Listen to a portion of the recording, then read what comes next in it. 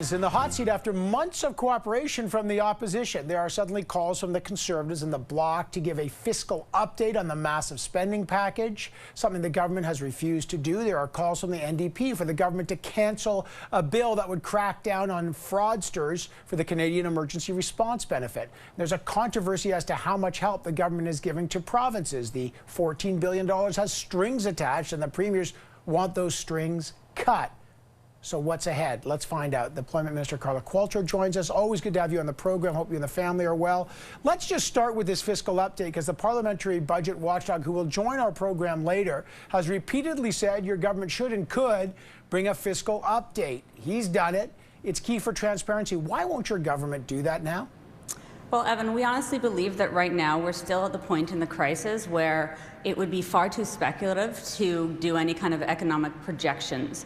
And so we remain of the opinion that when, as soon as we think it would be prudent to do so, we will.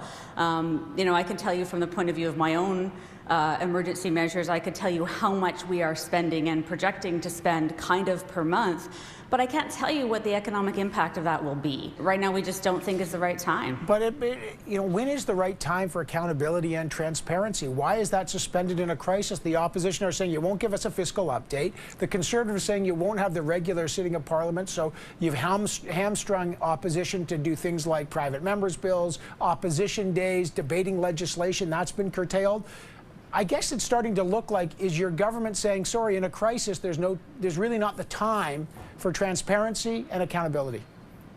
Yeah, I think that's a big leap, I'm going to tell you. And I kind of reject the fact that the Parliament decided that we were going to proceed in this way.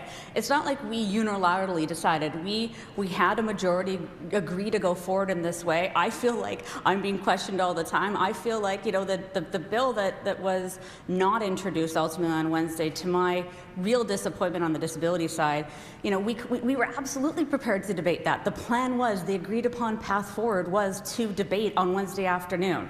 So it's kind of artificial to say the only way to have done that is if we could have done it the way the Conservatives proposed it. We were there ready to debate it on Wednesday. To be fair, you have to fast track it, so that required unanimous consent because of the format right now, and because you couldn't get unanimous consent in a minority government. That's a problem that all minority governments have to face. Now, let me just move on to Canadians caught abusing the Canadian Emergency Response Benefit. They could face fines of up to $6,000 or 6 months in jail under the new legislation that was not passed. There's a snitch line from the Canadian Revenue Agency now to snitch on neighbors. Let me just ask you, how much fraud do you believe there is in the system right now? What percentage of the 8.4 million Canadians do you think have committed an act of fraud? Well, as I've said before, our best estimate, and it's only an estimate, is about 1% to 2%. If we're going on past fraudulent behavior of Canadians within government programs.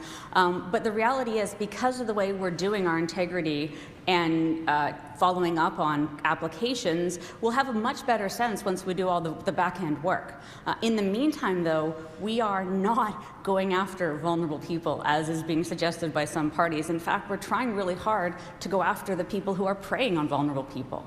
Is the government ready to extend CERB through January? I think it would cost about $64 billion. It's already over $40 billion. That's what the NDP is calling for. Is your government ready to extend CERB?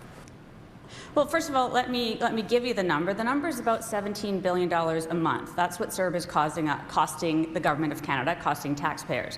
What we are absolutely committing to is not abandoning Canadians 3 weeks from now. We want to make sure that whatever we do moving forward supports people, incentivizes work. CERB was created to help people who we were asking to stay home. We're now asking people to go back to work safely.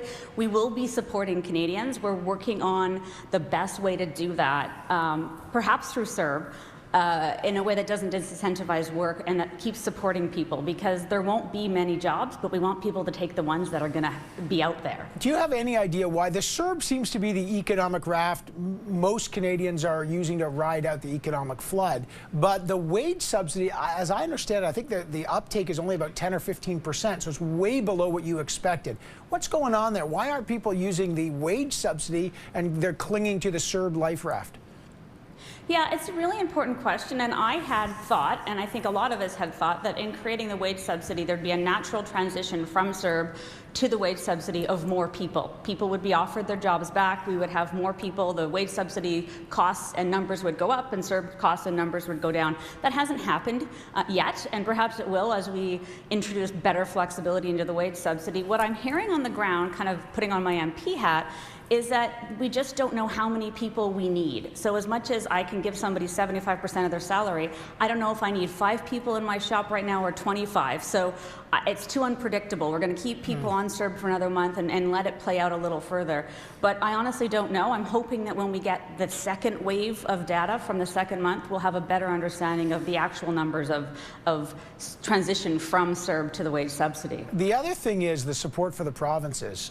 The premiers talked to the Prime Minister Thursday night. They want more than the $14 billion that's being offered for reopening. But here's the other thing. There's strings attached to the money. The Prime Minister says you got to use it for 10-day paid sick leave or PPE or other issues. The province says, look, we know better how to spend money. We know what we need. We need, more money for municipalities and for provinces, and cut the strings. Is your government open to that? Yeah, I think the Prime Minister had a really good another conversation last night with the premiers of all the provinces and territories to really dig in on the kind of parameters we would like to see as we distribute this $14 billion. It's a lot of money. And what we think provinces should be spending money on really is the starting part for these discussions. We don't know the proportion. We're not going to tell them how much on each section.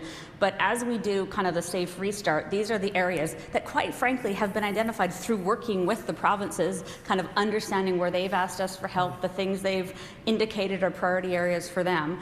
I spent some time on the phone the other day with some ministers from my own province, and they see flexibility in the way we've put it forth. But there's a lot more conversations to be had. All right, I got to leave it there. Minister Qualtrough, always good to have you on the program. Thank you.